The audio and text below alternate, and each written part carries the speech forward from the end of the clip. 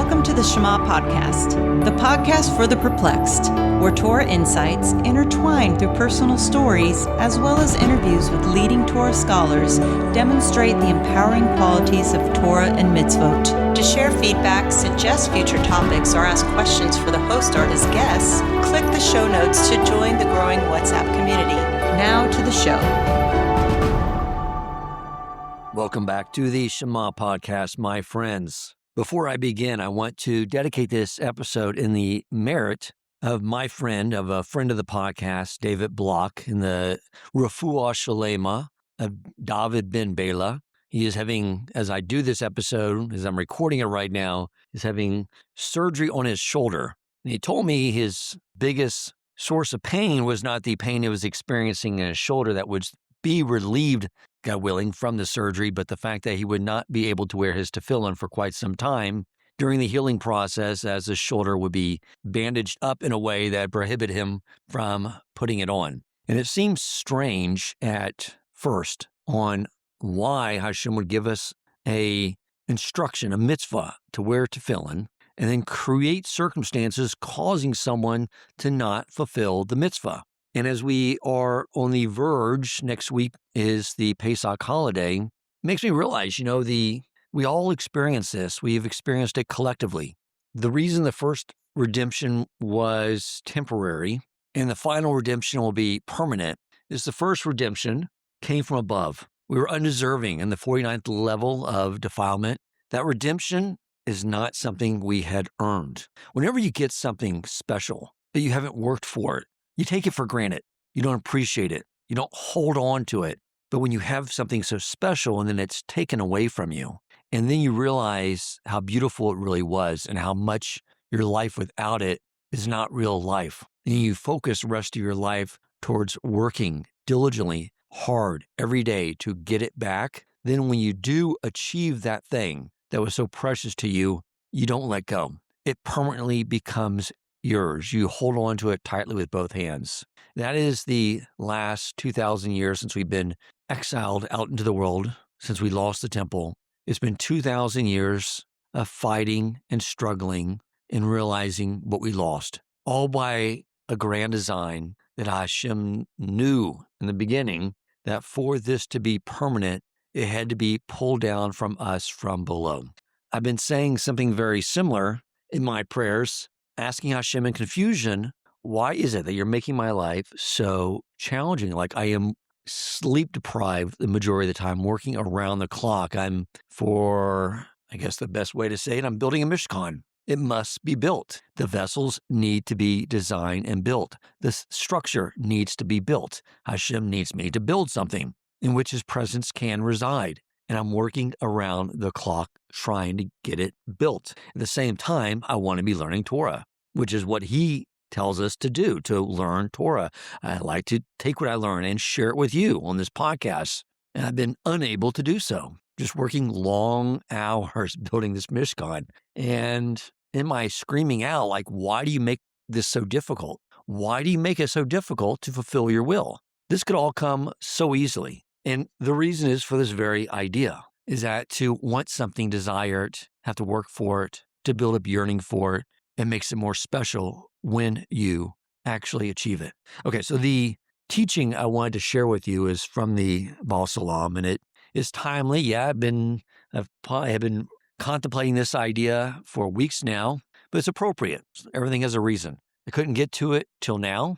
As I said this week, I told Hashem, like, if I can get all these different things done and built by Thursday night, if I can get this done, it's a huge milestone, huge. So I want to be able to just on Friday morning be able to do a podcast teaching. I think that was fair, but it sort of works out perfectly because next week being Pesach, this whole teaching is all it and the idea behind the Pesach Seder are all the same thing. I try to these essays, I try to when I have time, read one on a Shabbos afternoon. And this particular one called "From My Flesh I Shall See God." I probably read that several times before I realized that it was time to actually learn it. So because there's a lot that has to be broken down and analyzed. I probably spent 2.5 hours one Shabbos afternoon reading through 2 paragraphs, really breaking down what he's trying to say and contemplating it.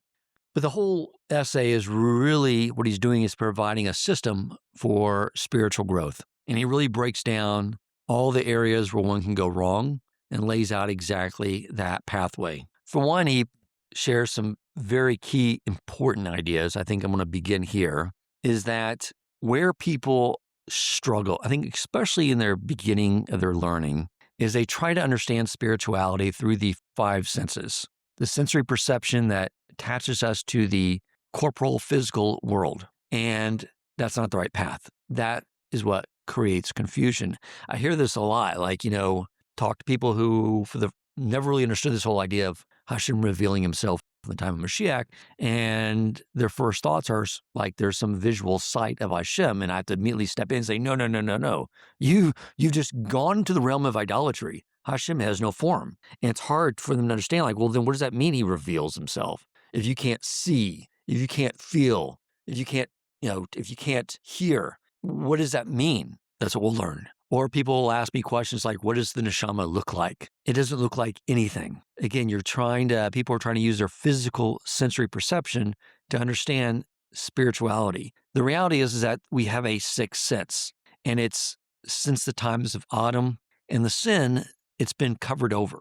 And so our time here is to develop that spiritual sense. Before the sin, Adam and Chaya knew Hashem. It wasn't Bina. It wasn't just they understood the idea. There's a God. They knew. They knew it as much as they knew themselves, as they knew each other. It's because that spiritual sense was not covered over. So that is one idea. Do not try to understand spirituality through what you would imagine spiritual things would look like. Even, I think back when we had the Rebbetzin on talking about near-death experiences and they saw this living, loving light, that was still their spiritual eyes translating something back into physical eyes, ways they can understand it.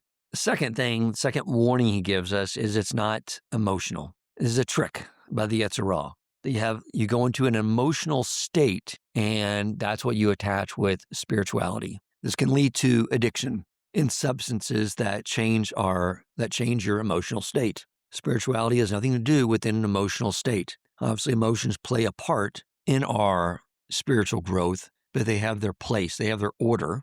Key theme here, their order. And the same goes for the imagination. I did an episode last month on the structured path of Dveikus. One of the key ideas was discussing how imagination can be used out of order. It can be used in lieu of bitachon and emunah. Instead of trusting in Hashem and how the future will work out, you imagine in your mind how it will work out. You find comfort in your imagined fictional creation instead of letting go and realizing your security comes from knowing that Hashem is guiding your path and you don't need to know what happens next. Likewise, with regard to spirituality, especially because we are influenced by the world around us, whether we like it or not. It's one of the reasons why we are told to study Torah all the time. And I always try to have that's why I like reading ideas like the Baal HaSulam, because whenever I'm alone, if I'm not listening to podcasts, you have an idea that you can pull on that you're thinking about, that you're trying to contemplate on, and contemplate on that Torah idea. Because the problem is if your mind is not actively thinking about Torah ideas, then you're absorbing other information subconsciously from the world around you. And Hollywood and other cultures have taught us their ideas of spirituality, and they're built on imagination. And we begin to think these ideas ourselves. And so our imagination sort of creates these fictional concepts of what spirituality is, and it's not real, and it's not true, and it hurts us from our own spiritual growth. Speaking of this idea, I remember, 6-7 years ago, I was flying with a rabbi, very knowledgeable rabbi. And I remember when we got on the plane, there was a Buddhist priest. I'm assuming he was some sort of Buddhist priest who was Asian, shaved head, the robe. It was maybe a monk, something, whatever that is. But the plane staff, when he walked on, his presence, because of his attire and the way he looked, everyone was like, oh, this is a holy man. So spiritual. They were coming up and showing their honor and respect to this man. And meanwhile, I'm on the plane with a real tzaddik, with someone who knows Torah, who lives a life of Kedusha. They didn't know that because he wasn't dressed what their imagination said someone who's truly holy should dress like. That's what I'm talking about. the world is, they're framing in their mind of what Kedusha looks like with physical eyes, and what their imagination tells them is off. So that's another warning sign that Baal HaSulam tells us, is about using the imagination. So basically, what is spiritual growth? How do we acquire it? And how does it fit into the Pesach Seder? And it doesn't fit by coincidence. It is the Pesach Seder. It's what the Pesach Seder is there to teach us. What the Baal HaSulam teaches us, for one, is that the way to grow spiritually is to understand the system Hashem made. And that system of spirituality, as it's embedded inside of physicality, spirituality and corporeality operate in totally different ways, actually inverse from each other in this respect. For spiritual growth, you first must acquire Bina, understanding, and then through action, develop Das, knowing. In the physical world, it's the opposite. You have Das first, and then you gain Bina. Here's an example to bring clarity to that idea. Someone goes to college, and they take a class on physics. They come home and they visit with their parents during break, and they tell their parents excitedly about this class, about how they learned about how the force of gravity works, how it operates, the mathematics behind it. And after they tell their parents about everything they learned about gravity, they say to their parents, before I went to college and took this course, I was totally agnostic on whether or not gravity existed. But now, after taking this class, I totally believe it's true and it's real. Now, obviously, that event would not unfold the way I just explained it, because we already know there's gravity. Why? Because we experience it. We can go our whole lives without understanding how gravity works. It's not dependent on understanding. We just experience gravity. And then if we have the inclination, we go and learn and gain an understanding of how gravity works. Spirituality is just the opposite. You have to understand it first before you can experience it, before you begin to get Das. We've spoken in the past before about how there are 4 worlds or 4 dimensions, each containing different gradations of Hashem's revelation versus concealment. And in the realm we reside, the world of Asiya, that means the world of action. This is where time exists and space exist, because this is where imperfection exists. And so space and time are needed in order for a created deficient being to perfect themselves. But it involves action. And this whole idea of taking something from Bina to Das through action, it's imperative. It's the reason we are here. The purpose of this life is for obtaining Olam Haba. And what is Olam Haba? Is it simply a spiritual experience? No, there's a resurrection of the dead. The body is reunited with the soul. It's not that Hashem is arbitrarily choosing, well, this person did more mitzvos than this person, so they get Olam Haba. This person didn't do, they don't get Olam Haba. It's Hashem wants all of us in Olam Haba. That's the reason why he created all of us. And then he said, but for a created being to not receive bread of shame, to receive the ultimate pleasure, like we were discussing earlier, you have to work for it. It's only going to be pleasurable for us if it's not a handout, if we earned it ourselves. You can see again, one of the things we're going to be discussing in this episode is the fractal patterns repeating themselves over and over. We have to earn it ourselves. So when he gave us the Torah and the mitzvos, he says, here is how to transform your body into a vessel that can exist in Olam Haba. If you don't prepare the vessel, you can't exist in Olam Haba. How do you prepare the vessel, the body? You have to give it Das. It's what the body knows to be true. It's like we talked about in the pathway to Vekas. They understood through the plagues, the miracles for us, that Hashem controls all of nature. They had very clear instructions, walk through a raging sea, but the body did not want to do so. It felt fear. They had to train the body, push it. We all see these gaps between Bina and Das. One idea that I'm going to use at my Pesach table is asking everyone, and I'll ask you, if over the next year you had 2 options that Hashem said he would give you. One, you would learn all Shas, all Gemara, all the Talmud backwards and forwards, memorized it. Or the second path is you don't learn 1 new inch, 1 new iota of Torah. However, he says, all the Torah that you've acquired in Bina, I'll cause it all to become Das. Which do you think will have a more profound impact on you? And a more profound impact on Hashem's world? And if the answer is not clear, let me explain it this way. If I were to give out a test to everyone in my community, 5th grade and up, probably could go lower, but we'll just say 5th grade and up, and say things like, on the test, true or false, Hashem controls everything in nature. He controls everything that's happening to you, and everything he does and he's controlling around you is out of love for you and in your best interest. True or false? Pretty sure that 100% of the people would get that answer correct. True. Okay. Next question. When's Parnasa is determined at Rosh Hashanah? And while Hashem requires that we do our hostadus, put in our effort towards our livelihood, the fact that it looks like it's a lever controlling the Parnasa is a total illusion. They're two independent things happening, and they're really not related. I am 99.9% sure that, again, everyone, 5th grade and up, would say, true, got it, the answer's correct. So that's just a couple of examples. But what I just graded was everyone's bina, their understanding. How do you grade the das on those topics? Well, the first one about Amunah, you are on your way to the airport with the family for a major vacation you've been planning for the last year to take this amazing cruise. And on the way to the airport, you get a flat tire. You miss the flight and you miss the cruise.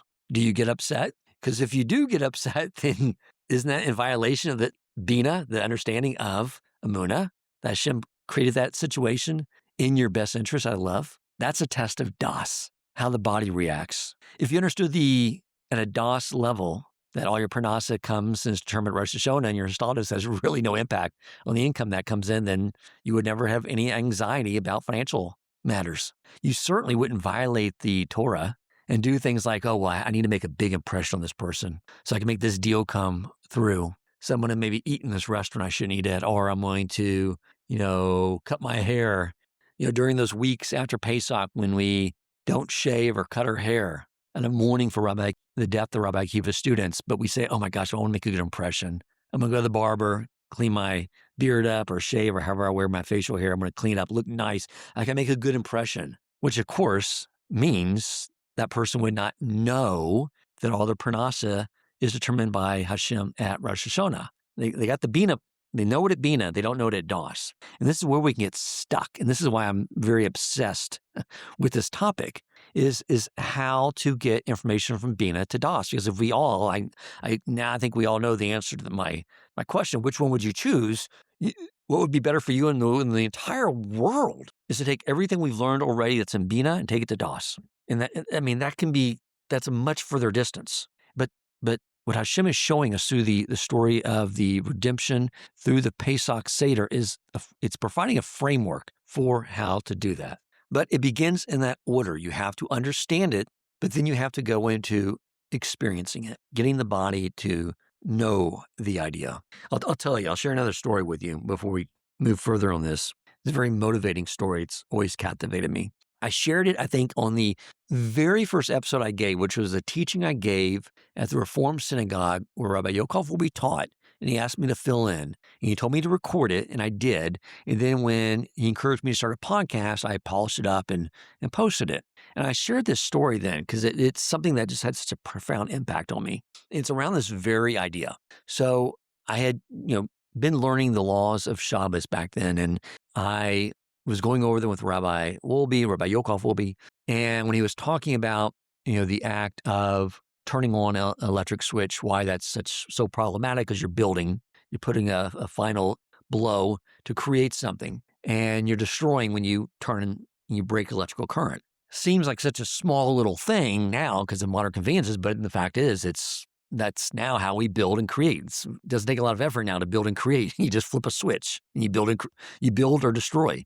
Several hundred years ago, that was not the big dilemma to finish, building your barn or knocking an old barn down to build a new one. It was a lot more apparent. So they had their own Shabbos struggles back then. Now we have things like just remembering a little small movement of the arm, boom, you just built something. But he was pointing out, and he told me a story, and it has such an impact on me. And it was the story was that he had a friend who was, and maybe it was a friend of a friend, who knows. And it must have been up in New York or something because he was walking home after shul on Shabbos day, heading home. He was hosting a meal with his family, hosting people over. He had a nature called. He had to go in the restroom. He had his office building was right there. So the guard let him in, and maybe telling some facts of this all, but the general idea is definitely the reality, the truth. But he went in, told everyone he'll meet him back at home. He goes to the restroom, goes into use the facilities, and realizes that when the door opened and closed, that it was on a motion detector. It caused electrical current to create light, and then it shut off. And so now he realized that he could not leave the bathroom because if he intentionally moved towards that door and opened it up, it would have triggered and created electrical current, causing a light. And so Rabbi Yokov will be shared that story just sort of in passing to talk about how this is, difficult and can be a challenging one. You have to be very cognizant of these things and keeping all the laws of Shabbos and not creating. That story hit me with a ton of bricks because I was just starting to keep Shabbos, but I kept asking myself, what would I do if I were in that situation? And I knew that if I were in that situation, I would have not. I mean, think about how he was in there. I didn't complete the story. He had to stay in that bathroom until Shabbos was over. So I don't know. I don't remember if it was a winter where the days were over earlier or summer when they were later, but he was in that bathroom 6 to 8 hours at least, waiting for Shabbos to be over, just sitting there. Nothing to read, nothing to do. I mean, you couldn't learn Torah. I guess there was an outer area to where the toilet was, but still, you were stuck. You're stuck in this little room. Nobody was coming in. The office building was empty.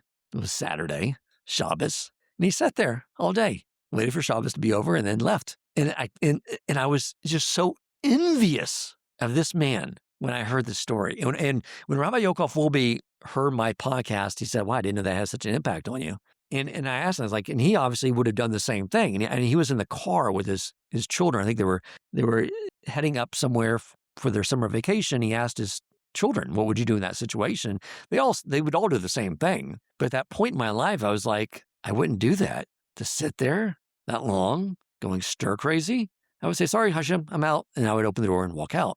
But yet the fact that I knew I would do that is what drove me crazy. I became so obsessed with this story that for years, I would look back on that story and ask myself, what would you do now? Because the difference is because I knew that Hashem gave us the Torah. And he said, don't create things on Shabbos because you'll disconnect yourself from Shabbos. Shabbos is not just Friday night sundown to Saturday night sundown.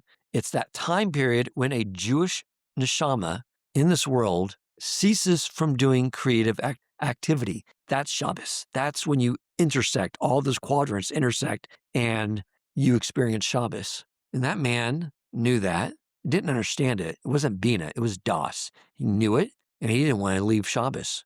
If Shabbos meant being in a restroom, then that's better than desecrating Shabbos and then causing himself to be extracted from Shabbos. To be at the meal at his home would be outside of Shabbos because of the intentional desecration of Shabbos. So between not being in Shabbos, but being at home by a meal, that was way less favorable than being in Shabbos in a entry room that goes into a public men's restroom. You see what I'm getting at? He had Das. He knew reality. I mean, that's Olam Haba. Olam Haba is knowing you exist in your Creator's world. And your Creator said, a Jew doesn't create an electrical current. So therefore, that door in his mind was locked. It was not feasible for him to even open it. It was locked. He lived in reality already. I wanted that so bad. And yet this is countless Jews who did the exact same thing. I constantly, ask myself, what would you do now? I think I would do, but I don't want to be tested on it. I hope so. But I come back to that story because that is the difference between Bina and Das.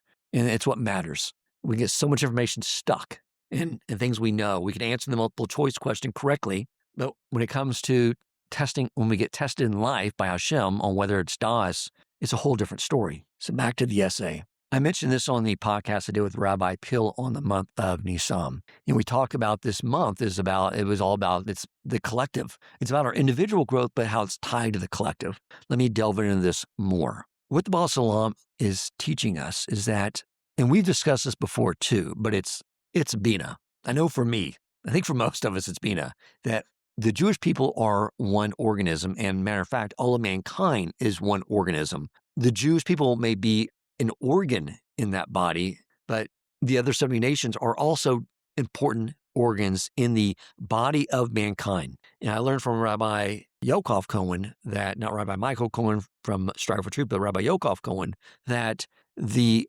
Klei Yisrael is the neshama to the body, and the non-Jewish 70 nations are the physical body to the overall body of mankind. So we complete each other. We are one entity. Again, Bina, I think we can all agree, we're not a DOS on this one. Nice idea. But what he's teaching us is that, the way we know this, and the reason he titled his essay as he did, is because we know this from the human body.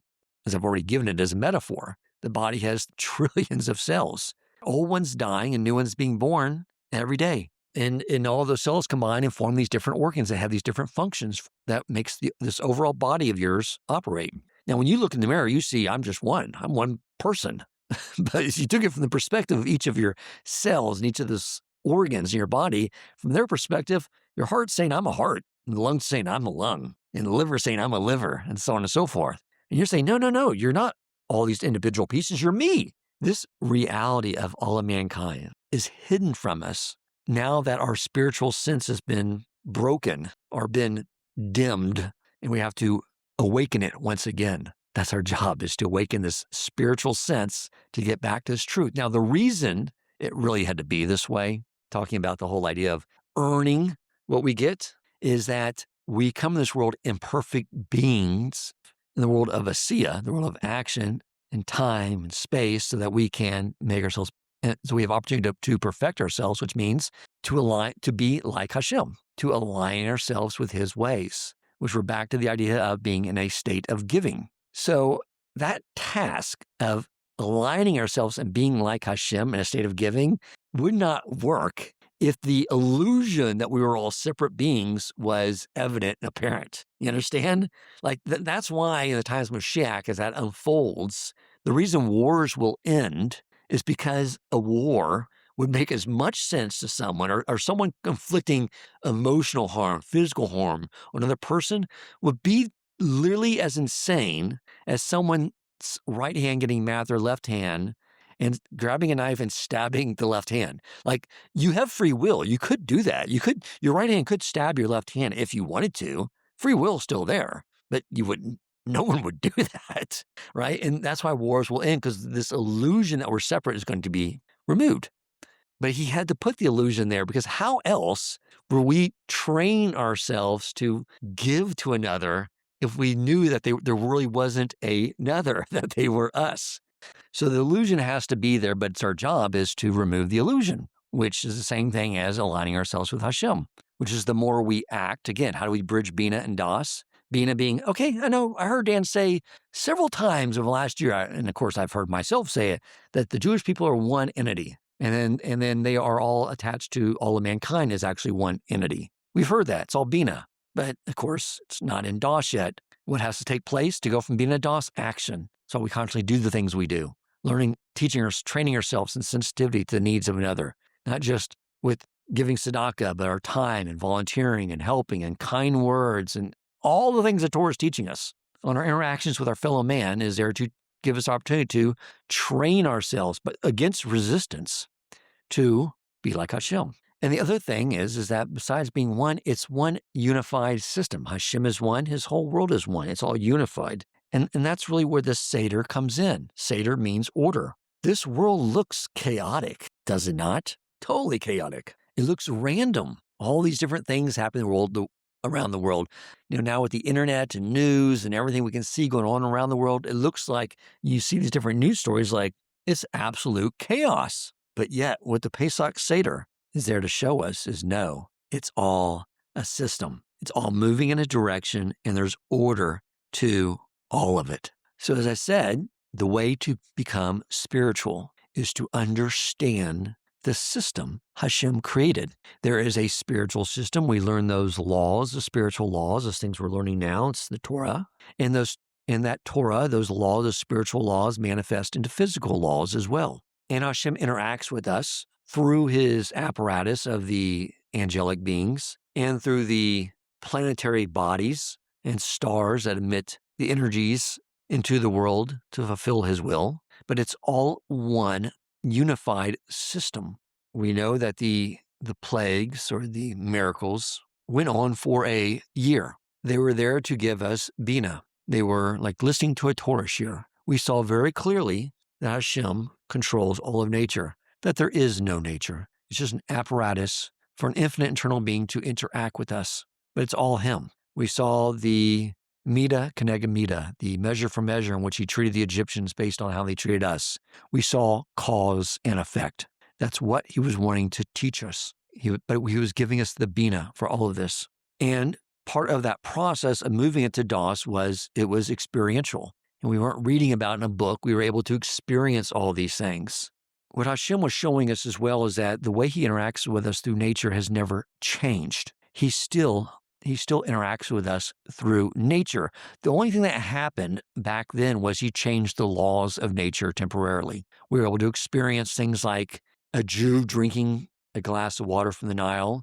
The Egyptian would grab the glass of water, and when he would drink it, it would be blood. When the frogs, when someone would swat a frog to kill it, it would burst open, and thousands of other frogs would burst out of it. It was not normal rules of nature. He changed the laws of nature to teach us that the laws of nature that He created, He can change at any time. We think, and this is one of the ideas that have come up on this podcast before with Rabbi Pill, was that revelation is through concealment. Hashem revealed Himself, but how? Through nature, through the cloak, the clothing of the physical world that we live in, the one that our 5 physical senses can detect. The same system that our eyes and ears can detect today. The same system. But He doesn't want us living in a world where He's constantly changing the laws of nature. We would go berserko if we wouldn't know how to operate in it. That's why He suspended a lot of these laws temporarily, but in order to convey this idea to us, to get us to understand this, to know this, so we would take that with us into the world. This is why the Pesach Seder is a structured exercise in learning and training ourselves how to see the system. Because again, seeing the system is how we develop spirituality, where it moves from Bina to Das, to experience. That's why everything in the Seder is very tactile and physical. We're using words, which is Das, expressing ideas. That is one form of developing Das, is when you take the idea and you express it yourself through words. But it's why all these different aspects of the Seder are represented in food on the Seder plate. Taste, the bitter herbs for the more, for the pain. We're invoking emotion. We're training the body. We're giving the body Das. We're developing a vessel for Olam Haba. The system looks complex. But as we mentioned on this podcast many times, it's fractal. It's a lot of the same systems being repeated over and over again. Spiritual growth depends on understanding structure. Matzah and chametz are the same ingredients, just different expressions. Chametz is the same ingredients, the same system, just expanded over time. Chametz is the expanded system. Matzah is the root system. The world looks complex, but it's built from a simple structure, repeated and expanded. That is the idea behind matzah, getting back to that root system that we can learn how everything is really just a branch, a fractal branch of that system, repeating itself and expanding itself throughout creation. The reason we turn to eating chametz is because if you understand the matzah, the simple structure, you can understand the complex structure of chametz. If you understand the simple structures of the world in which Hashem created and the way it interacts with it, that system, the simple systems, you can understand the entire complex system of the world around you. And that is how understanding God bridges into knowing Hashem. And that's what we're talking about when we talk about spiritual growth. It's knowing Hashem. It's interacting with Hashem. The mar, the psychological failure without proper perception that the Pesach Seder is there to rectify. A person misreads reality. It looks like chaos. It looks like tohu. It looks like there's no order. It's all random. But through the Seder, we learn how to sharpen our perception of reality. And that's not random. It's all part of a cohesive system. This is why 80% of the Jewish people did not leave Egypt. They misinterpreted the system. They did not perceive exactly what was taking place. Even though they saw the exact same miracles, the changing of nature by the Creator. Even though they saw all that, they still couldn't perceive it correctly. And they perished during the plague of darkness. The Mora is there to help us, force us to have accurate perception. Now, what the Baal HaSulam is teaching us as well, and I think through the Seder, which is a mitzvah, you begin to see this, is that every mitzvah fits into this cohesive system. And that's why he stresses this and teaches us this framework for spiritual growth. Many people get trapped into thinking that, well, I'll just learn Gemara, Halakha, fulfill the mitzvos. The problem with that, which is incredible, may we all merit to do that. But in isolation, without knowing how that all fits into the system, doesn't help accomplish the mission of bringing and revealing the unity of Hashem in the world at large. And if we begin to understand that, we'll understand why, a Jew opening the door and causing the light to turn on has cataclysmic impact on the system. You may not understand how that's all integrated, how all that circuitry is tied together, but it is. Everything a Jew is required to do is there to facilitate how the system operates and to reveal the unity behind all of it. That's why everything we do during the Pesach meal, from the prep for it, of removing the chametz from our home and only eating the matzah on Pesach, all those things have metaphysical repercussions. They're all part of the circuitry of the system that Hashem made. They're the tools that we use, that we've been empowered to use to fix ourselves and the world around us. I'll conclude with this idea, my friends. When you sit down at the Pesach Seder, while we are retelling a story, a very pivotal story of a point in time in our life and in the timeline of creation, Pesach is not the story of when Hashem revealed himself alone. Pesach, my friends, is the training for how to see that he is already revealed through the system of the world itself. It's just up to us now to train our perception to see what already exists. Thank you for listening. Thank you for listening, and if you enjoyed the episode and found it meaningful, please take a moment to rate, review, and share the podcast.